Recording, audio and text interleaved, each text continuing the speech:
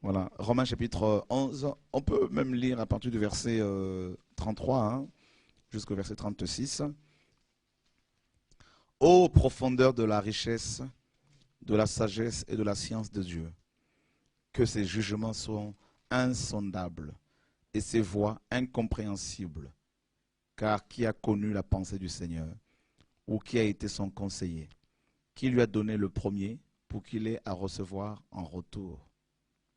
C'est de lui, par lui et pour lui que sont toutes choses. À lui soit la gloire dans tous les siècles. Amen. Alors il y a trois choses ici particulièrement qui me touchent au verset 36. C'est de lui, premièrement. Deuxièmement, par lui. Et troisièmement, pour lui, que sont toutes choses.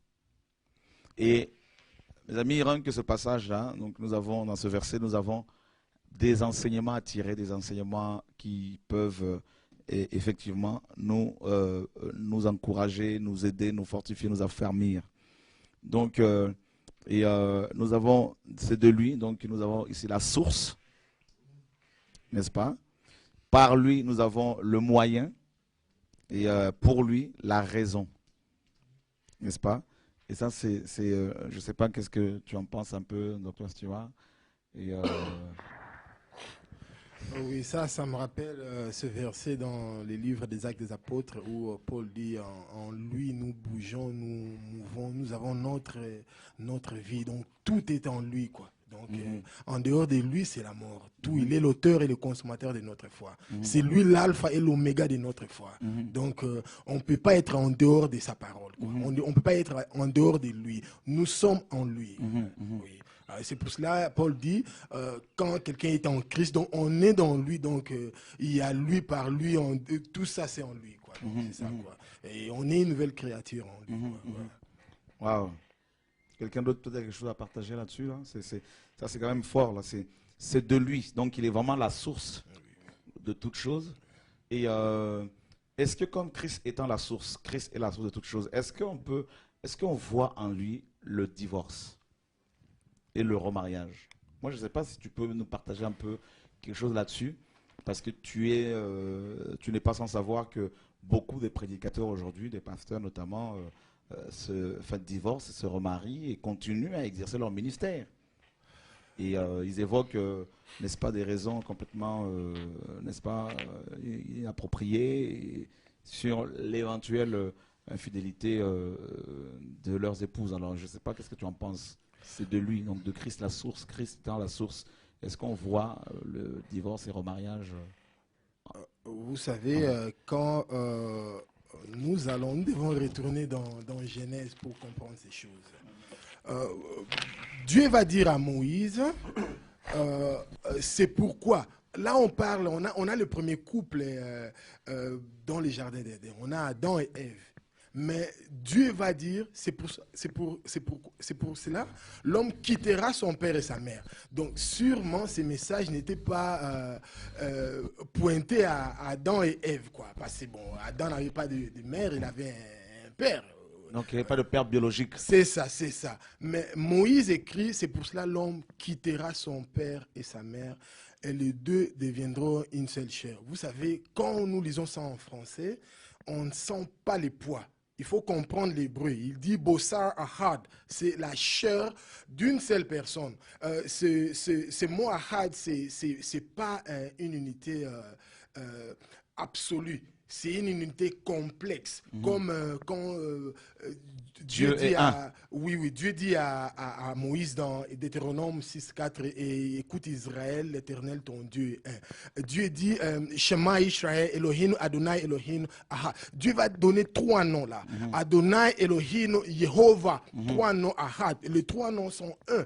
Donc il y a Jésus-Christ va même dire dans les évangiles, le Père et moi nous sommes un. C'est le même mot qu'il utilise. Dans Jean 10. Oui, donc C'est à cause de ça qu'on a voulu lapider d'ailleurs. Oui, voilà, c'est ça, parce que là, il s'est carrément égalé de Dieu. Il dit, bon, on a la version grecque de la Bible, mais si nous lisons ce que nous traduisons ça en araméen, il dit Ani Darachav Ahad Anahu. C'est Ahad là. Et quand les pharisiens ont entendu ces mots Ahad, ils se sont dit, oh, c'est pas vrai. Là, il fait référence dans Deutéronome 6,4, parce que c'est un verset que nous citons tous les jours. Maintenant, le chemin.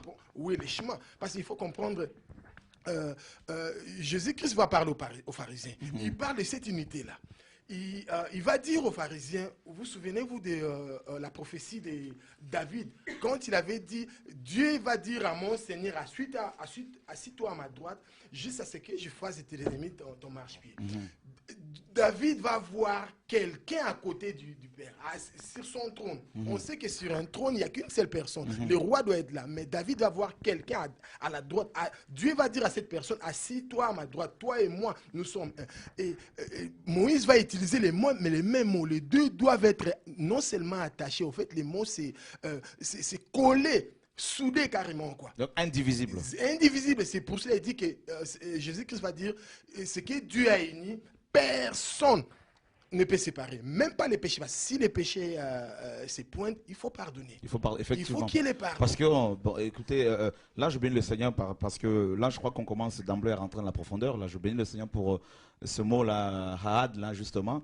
Et de Shema, de Deutéronome 6, oui. Parce que c'est le même comment dire, mot qui est utilisé pour l'homme et la femme. Oui, oui. Et les deux, l'homme quittera son père et sa mère et s'attachera à sa femme, s'attachera. Oui. Et les deux deviendront Bossa Ahad, la chair d'une seule personne, quoi. Parce qu'il faut comprendre que même au début, ils étaient une seule personne, quoi. Parce qu'en fait, la femme est sortie de l'homme. Voilà. Je vais vous partager un truc. Regardez. Dieu va dire, il les créa, homme et femme. Il va les appeler Adam. Non, nous avons comme l'impression que c'est Adam, là, c'est l'homme en tant que tel. Non, non, non, non, non. Vous savez, l'hébreu ne dit même pas que Dieu va créer l'homme. Dieu va créer l'humanité. C'est pas l'homme. Parce qu'ils étaient deux là, c'est Dieu va les créer. Mais c'est au chapitre 2, verset 23, on voit les noms Isha. L'homme va être appelé Ish et la femme Isha. Tu comprends pas? C'est l'homme va être à l'image de Dieu. Pour les gens qui décortiquent un peu l'hébreu, les Ish, là, les Ché, c'est la lettre W. Comme Dieu, c'est un feu dévorant. Voilà, quand on dit que l'homme a été créé à l'image de Dieu, c'est dans le feu que l'homme a été créé. Et puis, de l'homme va sortir la femme. La femme est la révélation de l'homme passé. La femme va sortir dans l'homme. Vous comprenez? Et maintenant, vous verrez que quand l'homme et la femme sont ensemble, c'est bon, il y a deux feux là, il y a Ish et Isha. Mais quand vous arrivez, j'aurais tellement voulu avoir un tableau et expliquer ça. Quand on enlève entre Ish et Isha, il y a le nom de Dieu Yah qui est là, comme Yahweh. On dit Yahweh, Yah, c'est le diminutif. Dieu au milieu. Voilà. Quand on enlève le nom de Dieu, c'est deux feux. Les deux vont se consumer. C'est pour cela, quand Dieu n'est pas au milieu, c'est ce que le proverbe Ecclésiaste dit qu'un fil à trois cordes n'est pas... On ne peut pas briser ça. Parce qu'il y a l'homme et la femme et Dieu doit être là. Quand Dieu n'est pas là, ce sont deux feux. De toute façon, je suis encore sur Paris. Il faut que j'écrive ça sur un tableau pour que les gens comprennent, quoi. Il y a Ish et puis il y a Isha. De l'homme, on va prendre les noms on va prendre la lettre Y. Et puis la femme, on va prendre la lettre H, donc de Yahweh, la révélation de Dieu. L'homme et la femme, il y a Dieu au milieu. Quand l'homme et la femme n'est pas là, il y a les deux W, deux destructions, alors c'est fatal. Là, ce n'est pas un psychiatre ou, je ne sais pas moi, un conseiller en matrimonial, je ne sais pas moi. Il ne peut pas arranger ça. Il n'y a que Dieu qui peut arranger ça. Donc, comme le mariage est sorti de Dieu, oui, oui. On ne peut pas le briser. On ne peut pas, parce que c'est la première institution et la dernière. Allez, vous savez, Dieu prépare l'Église en tant qu'époux du Christ. Donc l'Église est l'épouse de Christ. Oui, oui, oui. Et non, je vais vous couper, apôtre. L'Église a prostitué. avec notre position, nous avons été après les balles. Si Jésus-Christ devait nous divorcer, vous vous rendez compte. Dieu va parler au prophète Osée. Osée. En ce qui concerne les divorces. Dieu va dire, je vais vous divorcer, mais un peu plus. Il va se repentir, alléluia. Parce que si Dieu nous divorce, nous sommes finis. C'est fini, c'est fini. Néanmoins, Dieu va nous récupérer, quoi. Si quelqu'un pêche, il faut le récupérer. Il faut le récupérer avec amour, quoi. Et là, ils disent justement, là, ceux qui évoquent l'infidélité sexuelle de leurs épouses, ils évoquent Matthieu justement 19. Et Matthieu 19, et ça c'est connu. Et verset 9. Mais je vous dis que celui qui répudie sa femme, sauf pour infidélité, et qui en épouse une autre, commet un adultère. Donc, en fait, c'est un passage qui est utilisé énormément par ceux qui divorcent avec leur femme pour en épouser d'autres, n'est-ce pas? Donc, ces personnes évoquent souvent ce passage. Non, il faut comprendre, je pense que ces gens-là, ils sont malades. Ils poussent leur femme à pécher. Et puis ils les blâment. C'est comme quelqu'un qui te tire dessus, et puis il te dit, ah mais voilà, tu es en train de boiter. Et c'est lui qui... Non, mais même si la femme pêche, il faut la récupérer. Il faut la récupérer, quoi. Donc ces gens-là, la plupart du temps, quand la femme pêche, c'est passé, l'homme ne veut pas être l'homme de la maison. Quand tu t'occupes pas de ta femme, la femme va aller voir ailleurs. Oui, la plupart du temps, ces gens-là, vous savez... pourquoi ça aurait arrivé aux gens ou à tout le monde à l'Assemblée, mais pour des raisons que je ne comprends pas, ça arrive aux leaders des assemblées, aux gens qui sont des clergés, qui sont des leaders. C'est à eux que ça arrive. Ça, c'est un problème. Ils sont en train de pousser leurs femmes à se débaucher et puis de les blâmer. Non, ça. Pour ça, prendre des femmes beaucoup plus jeunes. Voilà, c'est ça. Des femmes du ministère. C'est ça. Et puis, ils vont se cacher derrière ces versets. Derrière ce passage. Oui. Alors que, justement, frères et sœurs, vous qui nous suivez, je bénis pour ce débat. Je crois qu'on va recevoir vraiment beaucoup de conseils, d'enseignements de la part de notre frère et, qui prêche le message que le Seigneur nous a confié, qui est au niveau de Toronto. Et Dieu enverra de plus en plus de gens ici et là pour venir partager, parler, confirmer les choses qu'il nous a données. Et donc nous avons comme verset de base Romains, bien sûr, chapitre 11, verset 36, où la parole nous dit que c'est de lui, par lui et pour lui que sont toutes choses. Donc c'est de lui, de Christ. Donc là nous voyons la source. Or, la source du mariage, de la famille, c'est Dieu lui-même, n'est-ce pas? Et comme on l'a développé là, Dieu qui est la source de la famille, donc du mariage, n'a pas prévu le divorce. Non. N'a pas prévu le divorce. Dieu n'a pas prévu, comme on avait partagé dans Malachie, Dieu, il a de la haine pour le divorce. Dieu n'aime pas le divorce. Est-ce qu'on peut le lire, ce passage de Malachie? Peut-être que tu nous mens. Est-ce que ce passage est-il écrit? Est-ce que c'est dans la Bible? Parce qu'il y en a qui, c'est pas moi je sais que c'est écrit, mais il y en a qui nous regardent, qui se disent, prouvez-nous cela comme les chrétiens de Bérée qui vérifiaient. Donc je crois que nous sommes dans Malachie chapitre 2, n'est-ce pas? Et merci Seigneur, que Dieu est merveilleux, le verset 16. Donc on peut même lire à partir du verset 14, 11. Donc, si quelqu'un l'a vu, Joël, oui. Merci. Malachie chapitre 2, à partir du verset 11. Judas s'est montré infidèle, et une abomination a été commise en Israël et à Jérusalem. Car Judas a profané ce qui est consacré à l'Éternel, ceux qu'aime l'Éternel. Il s'est uni à la fille d'un Dieu étranger. L'Éternel retranchera l'homme qui fait cela, celui qui veille et qui répond. Il retranchera des tentes de Jacob, et il retranchera celui qui présente une offrande à l'Éternel des armées. Voici encore ce que vous faites. Vous couvrez de larmes l'autel de l'Éternel, de pleurs et de gémissements, en sorte qu'il n'est plus égard aux offrandes, et qu'il ne peut rien agréer de vos mains. Et vous dites, pourquoi? Parce que l'Éternel a été témoin entre toi et la femme de ta jeunesse, à laquelle tu es infidèle, bien qu'elle soit ta compagne et la femme de ton alliance, nul n'a fait cela, avec un reste de bon sens. Un seul l'a fait, et pourquoi? Parce qu'il cherchait la postérité de Dieu, que Dieu lui avait promise. Prenez donc garde à votre esprit et qu'aucun ne soit infidèle à la femme de sa jeunesse, car je hais la réputation, dit l'Éternel, le Dieu d'Israël.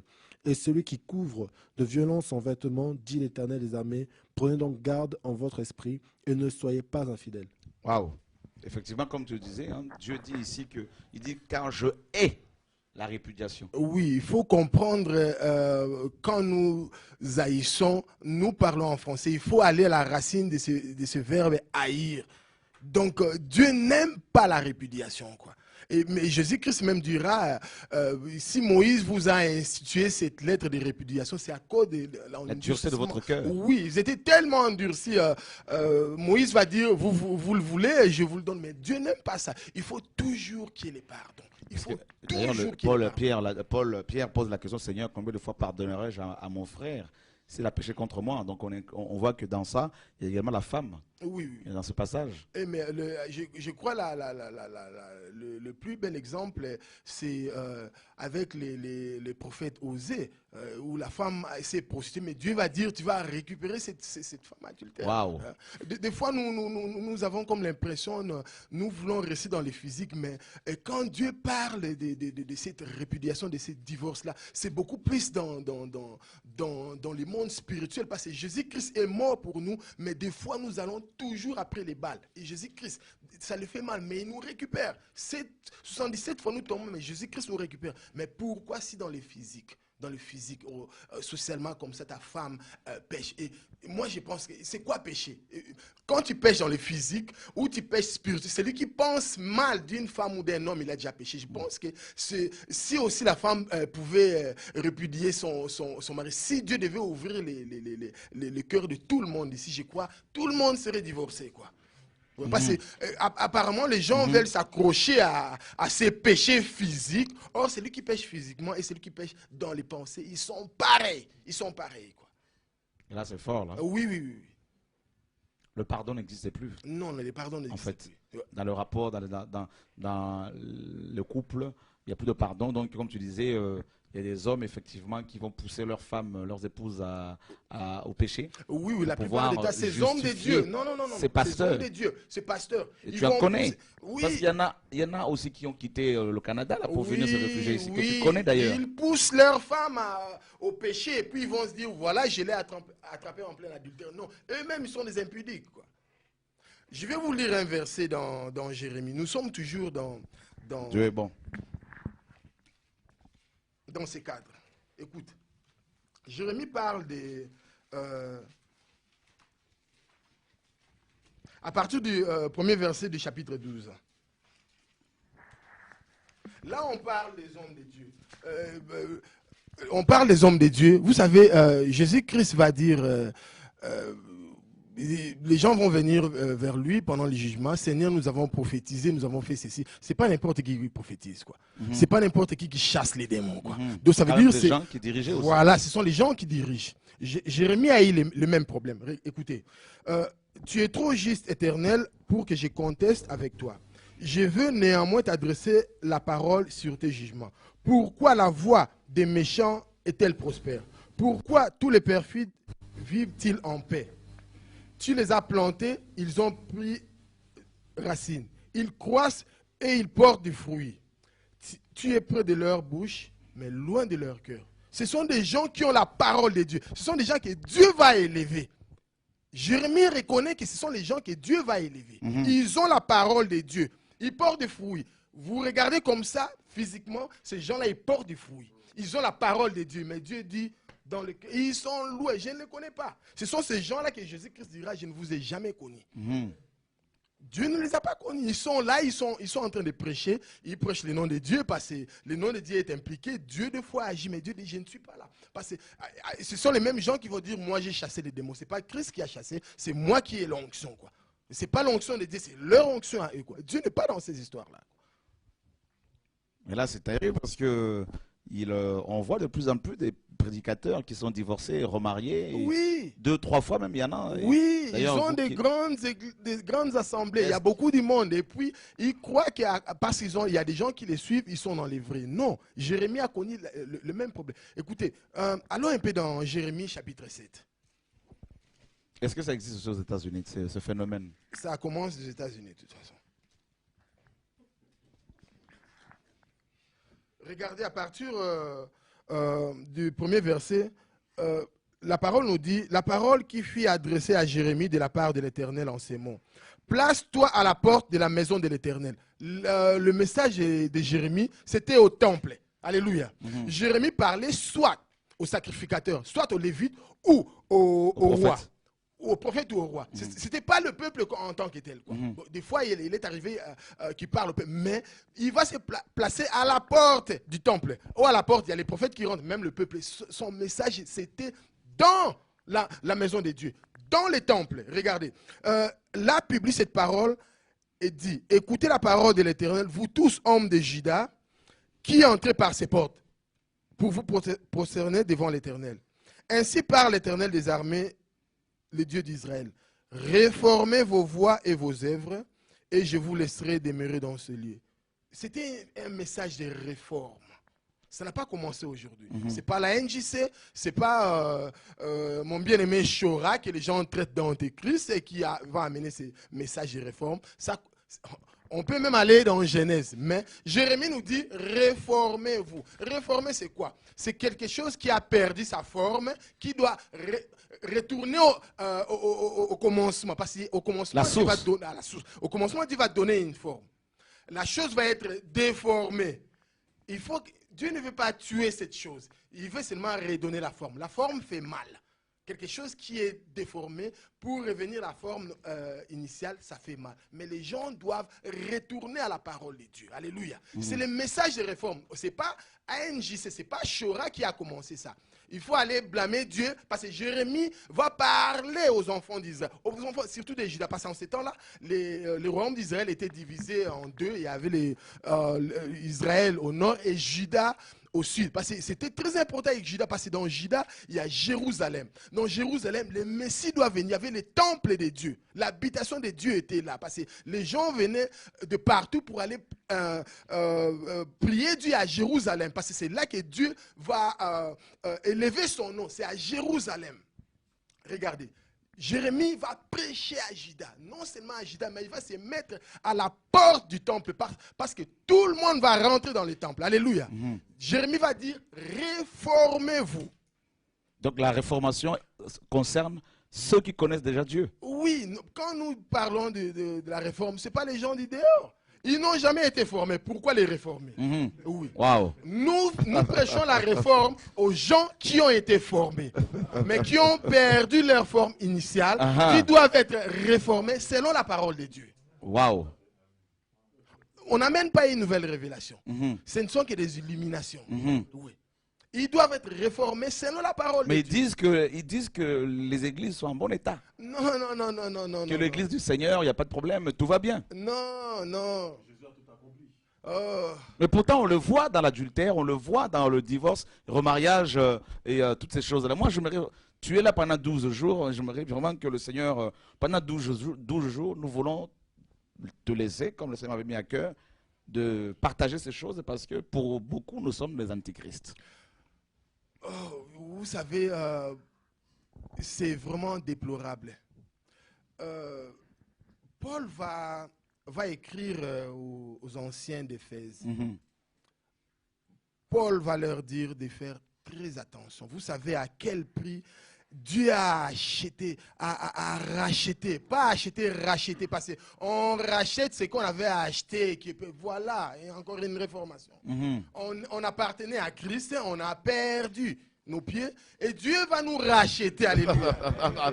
Vous savez, le mot grec là, c'est ex-agora. Agora, c'est le marché. Le marché. Il va y avoir un rachat, quoi. C'est quelqu'un qui a été déjà acheté. Il est avec son maître. Il va fuir. Quelqu'un d'autre va l'attraper, le vendre. Son maître va encore le racheter. Jésus-Christ va encore nous racheter. Mais cette fois-ci, il va nous sceller avec son Esprit Saint. Parce qu'on n'a pas à nous détourner de la parole de Dieu. C'est la réforme dont nous avons besoin. Parce que même Paul dit, il faut de temps en temps s'examiner si on est encore dans la foi. On doit de temps en temps s'examiner si on est encore dans la parole de Dieu.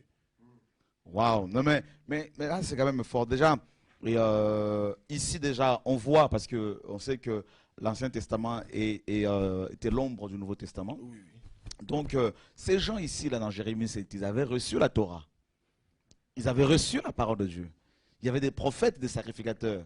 Il y avait le temple, il y avait l'arche dans le temple. Il y avait, n'est-ce pas, et, dans l'arche, il y avait la verge de Moïse, tout ça, les tables de l'alliance. Pourtant, Dieu envoie Jérémie pour prêcher un message réformateur. Et là, il est question effectivement de réformer leur voix et leur cœur, leurs œuvres. Et là, c'est fort. Donc, Jérémie va voir les gens qui entraient dans le temple, qui en sortaient pour, n'est-ce pas, les amener à les ramener en gros au Seigneur. Et quelqu'un a dit que le chandelier n'était pas éteint dans le temple. Donc, qu'on ne pouvait pas parler de la réformation, on ne peut pas parler de la réformation des églises parce que tout va bien, tout se porte. En fait, ceux qui le disent même, ils sont dans le péché. C'est ça qui est quand même assez étonnant. Et pourtant, je me suis rendu compte que le chandelier était éteint. Dans 2 Chroniques, justement, un passage qu'on peut lire rapidement, avant que tu ne continues. Dans 2 Chroniques, et, chapitre 26. Voilà. Donc, dans 2 Chroniques, pardon, on va rapidement retrouver. Le Seigneur est merveilleux. Voilà, ça c'est le règne d'Ézéchias, quand Ézéchias arrive au pouvoir. Et on nous dit clairement que le chandelier était bel et bien éteint.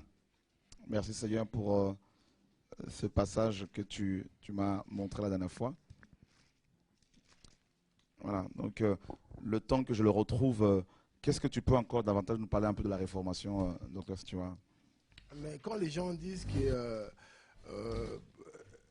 les faits n'étaient pas éteints, c'est vraiment déplorable. C'est vraiment déplorable. Retournons un peu dans les Nouveaux Testaments, hein, comme on dit, parce qu'on est toujours... Quand j'utilise les termes Ancien Testament et Nouveau Testament... 2 Chroniques 29:7, ouais.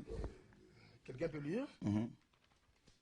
Voilà, donc on va prendre un passage dans 2 Chroniques 29:7. On peut même lire à partir du verset 1er pour la bonne compréhension. Ézéchias devint roi à l'âge de 25 ans. Et il régna 29 ans à Jérusalem. Sa mère s'appelait Abijah, fils de Zacharie. Il fit ce qui est droit aux yeux de l'Éternel, entièrement comme avait fait David son père. La première année de son règne, au premier mois, il ouvrit les portes de la maison de l'Éternel et il les répara. Il fit venir les sacrificateurs et les Lévites qu'il assembla dans la place orientale et il leur dit, écoutez, moi, Lévites, maintenant sanctifiez-vous, sanctifiez la maison de l'Éternel, le Dieu de vos pères, et mettez ce qui est impur hors du sanctuaire. Car nos pères ont péché, ils ont fait ce qui est mal aux yeux de l'Éternel, notre Dieu. Ils l'ont abandonné, ils ont détourné leur regard du tabernacle de l'Éternel et lui ont tourné le dos.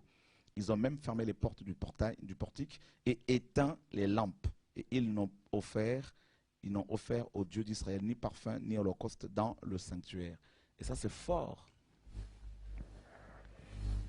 C'est fort. On voit ici, effectivement, mes amis, vous qui le suivez, les lampes du tabernacle, les lampes du chandelier qui étaient éteintes. Mais même dans Exode ou dans Nombre par là, même le fils d'Aaron avait amené un feu étranger. Même la première génération des sacrificateurs, ils ont commis cette bêtise-là. Parce que quand il n'y a pas une bonne marche dans le Seigneur, c'est la lumière qui va s'éteindre. Je voulais partager quelque chose dans le Nouveau Testament, si je peux dire ainsi. Quand Jésus-Christ est amené au temple, Jésus-Christ va dire à ses disciples, vous voyez, cette maison va rester, il y a la désolation. Et pourtant, il y avait beaucoup de monde. Pourquoi la désolation? Parce que lui qui était la lumière du monde, la lumière de ces temples, les gens ne l'ont pas connu. Et puis, quand vous voyez comment Jésus-Christ va quitter les temples, il va dire il y a la désolation, la lumière va partir, parce que c'est une des fêtes aussi juifs, à part les 7 fêtes que Moïse va nous donner dans Lévitique Lévitique 23, 23, mais aussi il y a la fête des dédicaces, où il y a, la fête des Lumières, il y a la fête des Pourim, qui fête la libération des Juifs sur Mardoché, avec Esther. Ouais. Il y avait beaucoup de fêtes. Il y avait même, il y a une autre fête des 8e jour qui typifie l'éternité. Parce que les Juifs croient que Jésus-Christ va venir, il va régner comme Dieu avait promis à David. Je vais planter ton peuple et ils ne seront plus jamais arrachés. On n'a pas encore ça parce qu'il y a encore des prophéties qui doivent s'accomplir. Tout à fait. Mais des gens qui disent que la lumière ne s'est jamais éteinte. Mais il faut comprendre, très peu de prophètes étaient dans les vrais. Très peu de prophètes étaient dans les vrais. Vous savez, même quand c'est lui qui est Dieu dit l'homme c'est l'homme en cœur. Parce qu'il faut comprendre, David était un prophète. Vous le savez, il était roi, il était prophète. Et il a même failli être sacrificateur, mais le sacrificateur devait venir de la lignée d'Aaron. Mais vous savez que David avait mangé les pains de proposition qui étaient réservés aux sacrificateurs. Donc, c'était l'image de nous, Église, qui sommes un royaume des sacrificateurs. Et nous sommes et des rois et des sacrificateurs. Les rois venaient de la lignée de la tribu de Juda et la lignée de David, et les sacrificateurs de la tribu de Lévi, de la lignée d'Aaron. Or, mais en Jésus-Christ, nous sommes comme le verset que nous avons partagé en hébreu, en lui, par lui, tous, c'est lui qui nous rassemble dans cette famille. Regardez, je vais encore dire un truc en ce qui concerne les temples. Zacharie, les pères de Jean-Baptiste, étaient sacrificateurs. Par conséquent, Jean-Baptiste devait être sacrificateur. Mais où est-ce qu'il a fait son ministère? Dans le désert ou au Jourdain. Mais regardez, quand Jésus-Christ s'avançait, qu'est-ce que Jean-Baptiste a dit? Voici l'agneau de Dieu qui enlève le péché du monde. Non seulement cet agneau va attonner, cafard les péchés. Non, cet agneau, lui, cette personne va carrément enlever les péchés. Il ne couvre pas. Il ne couvre pas, c'est la couverture. Tous les ans, on devait le faire. Mais avec Jésus-Christ, car il y a cette expiation, que Dieu va oublier tous nos péchés. Alléluia. Parlons du temple. Ce verset démontre que la lumière du chandelier était éteinte. C'est écrit noir sur blanc. Oh, oui. Donc il fallait que Dieu suscite maintenant, n'est-ce pas, le roi Ézéchias, pour, mes amis, vous qui nous suivez effectivement, selon 2 Chroniques 29, pour nous dire sanctifier le peuple, amener le peuple à se sanctifier, et également à mettre tout ce qui est impur hors du sanctuaire. Et qu'est-ce qu'il va faire? On nous dit déjà quand il est arrivé, il va réparer les portes du tabernacle, donc du temple, pardon. Il va réparer les portes. Et puis là, il va également, bien sûr, rallumer les lampes du chandelier. Il faut d'abord commencer, on peut commenter sur pourquoi Ézéchias va réparer les portes. Parce que par les portes, les gens rentrent. Alléluia. Quand les portes sont fermées, les gens ne peuvent pas rentrer. Parce que Jésus-Christ, c'est la porte. Alléluia. Et non seulement il est la porte, il est aussi la lumière du monde. Vous savez, la Bible nous dit, Nicodème vint de nuit vers Jésus-Christ. On a comme l'impression il était minuit, Nicodème est venu. Non. Donc Jean nous parle, nous montre Jésus-Christ comme étant la lumière du monde. Cette lumière qui est sortie de Dieu dans Genèse. Vous savez, même des jours, Nicodème était toujours dans l'obscurité. Alléluia. Alors Jean va dire Nicodème vint de nuit. Ça veut dire que quand Nicodème est venu, même si c'était les jours, il était toujours obscur. C'est juste que Dieu, Jésus-Christ lui donne la lumière. Alléluia. Mais cette lumière peut être éteinte. Même dans notre marche, peut éteindre la lumière de Dieu. C'est pour cela que Paul disait à Timothée, rallume, ranime. Voilà. Donc la flamme du don que tu as reçu. Et c'est vrai que dire que nos églises n'ont pas besoin d'une réformation profonde, c'est se méconnaître soi-même, c'est, mes amis, se renier soi-même, parce que le message évangélique est un message réformateur. Parce que l'apôtre Paul, dans Philippiens 3 notamment, nous dit que, il dit, je n'ai pas encore atteint la perfection, mais je cours, n'est-ce pas, vers le but.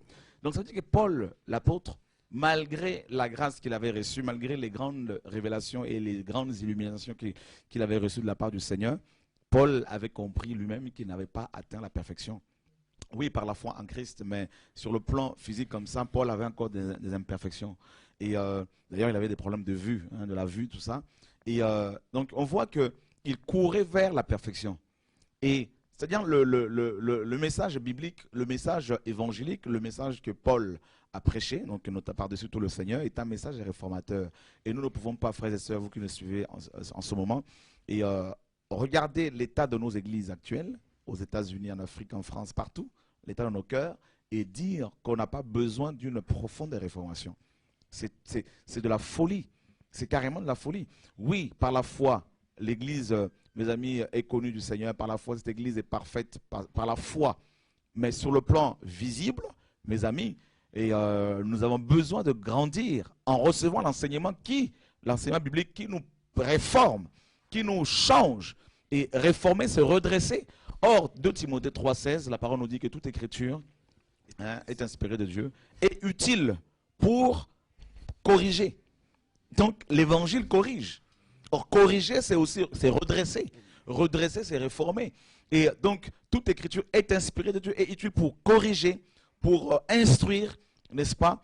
Et on peut même le lire. Et donc, mes amis, nous avons besoin véritablement de nous réformer, de réformer nos cœurs, pas nos bâtiments. Et toute écriture est inspirée de Dieu et utile pour enseigner, premièrement, pour convaincre, pour corriger, pour instruire dans la justice, afin que l'homme de Dieu soit accompli et propre à toute bonne œuvre. Et là, c'est fort. Paul utilise des termes assez forts. N'est-ce pas? Enseigner, convaincre, corriger. Et ça, c'est corriger ici, c'est vraiment redresser ce qui est cassé. Et donc, on ne peut pas justement prétendre, mes amis, servir le Seigneur et refuser en même temps un message réformateur, réformer nos cœurs, nos voix. Et c'est important, mes amis. Et quand on voit effectivement ce qui se passe dans nos assemblées, et on s'aperçoit effectivement qu'il y a besoin d'un message fort qui réforme nos voix et nos cœurs notamment. Quand on voit également le nombre des prédicateurs qui divorcent et qui se remarient au vu et au su de tout le monde, frères, et qui utilisent la parole pour justifier leur vie de péché, on se dit, Seigneur, dans quel monde vivons-nous? Et cela n'est pas étonnant parce que c'est la prophétie qui s'accomplit, selon laquelle, bien sûr, avant le retour du Seigneur, l'apostasie va s'établir, s'installer dans les assemblées. Alors, je ne sais pas si quelqu'un d'autre a quelque chose à partager ou des questions. Je ne sais pas, Paul Steve ou Stewart, mon frère. Je crois que je vais juste ajouter un verset biblique. Jacques, dans le Nouveau Testament, chapitre 3, nous dit « Mes frères, qu'il n'y ait pas parmi vous un grand nombre de personnes qui se mettent à enseigner, car vous savez que nous serons jugés plus sévèrement. » Alléluia. Vous savez, ça, ce n'est pas une très bonne traduction même du grec. Parce que Jacques dit, il ne faut pas qu'il y ait beaucoup qui se mettent à enseigner parce qu'ils sont en train de casser les cycles de Genèse. Parce qu'au Genèse, Dieu déjà avait établi un système. Mais il y a des gens qui vont se mettre à prêcher la parole de Dieu. On ne nous dit pas qu'il n'y a pas... il ne faut pas qu'il y ait un grand nombre qui prie, parce que tout le monde doit prier. Il ne faut pas qu'il y ait un grand nombre qui chante, tout le monde doit chanter. Mais en ce qui concerne la prédication de la parole, ceux-là doivent être des exemples. Ce n'est pas donné à tout le monde. Il ne faut pas qu'il y ait un grand nombre, parce que ces gens-là, qui ne sont pas appelés, ils sont en train de casser les cycles de Bereshit, de Genèse, quoi. Bereshit Bara. Oui, oui. C'est ceux qui veulent, qui doutent de ces versets, qu'ils aillent dans la traduction grecque pour voir qu'on nous parle de Genesis. Ces gens-là, ils sont en train de casser les cycles. Parce que la parole de Dieu, c'est comme le fait, c'est toujours circulaire, quoi. Mais nous avons cette pensée grecque qui est linéaire. Le passé et le présent.